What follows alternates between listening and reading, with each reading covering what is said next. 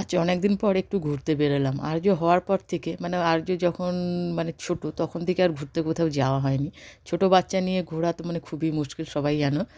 আর সেই থেকে আর ঘোরাফেরা সব বন্ধ হয়ে গেছে, কারণ আমরা প্রচুর ঘুরতে ভালোবাসি।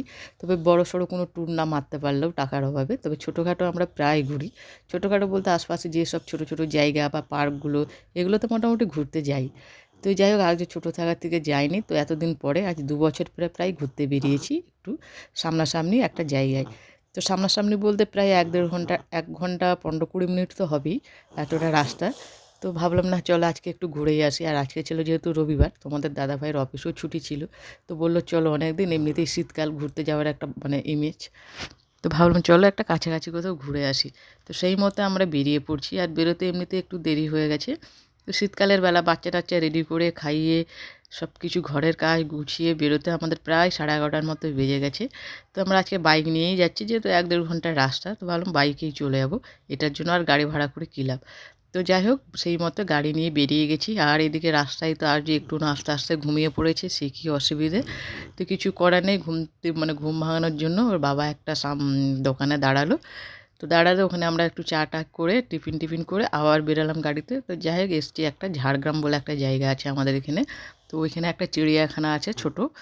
ছোট বলতে মোটামুটি ভিতরে এসে দেখছি খুব অনেকটাই বড় এলাকা। তো এর আগে তো কখনো আসা হয়নি, খালি শুনেছি। তো ভাবছিলাম হয়তো ছোটোখাটো কোনো কিছু একটা চিড়িয়াখানা হবে। কিন্তু এদিকে এসে দেখি খুব বড়, ভিতরে খুব বড় এলাকা।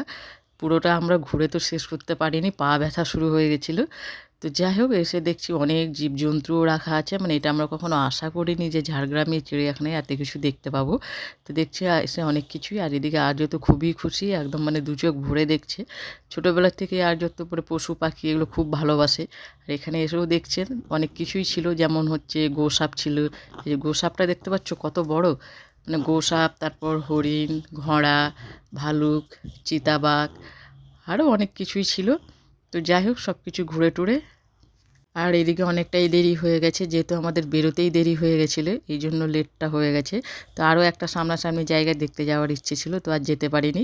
তো সন্ধ্যা হয়ে যাওয়ার আগে আমাদেরকে ফিরে আসতে হবে, কারণ এমনিতে ঠান্ডাটা ভালোই আছে। আর যত এমনি ঠান্ডা লাগার ইয়ে আছে।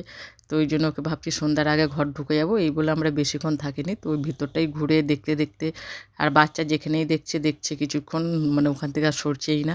তো এই করে আমাদের ওখানেই 4টার মতো প্রায় বেজে গেছিলো। আর এদিকে দুপুরের খাওয়াও হয়নি, খিদাও পেয়ে গেছে। আর ভিতরে তো এতটা এলাকা যে হাঁটতে হাঁটতে পাও ধরে গেছে। তো তারপর আমরা একটা জায়গায় বসে গেছি। তো যাই হোক, ভিডিওটি এই পর্যন্তই।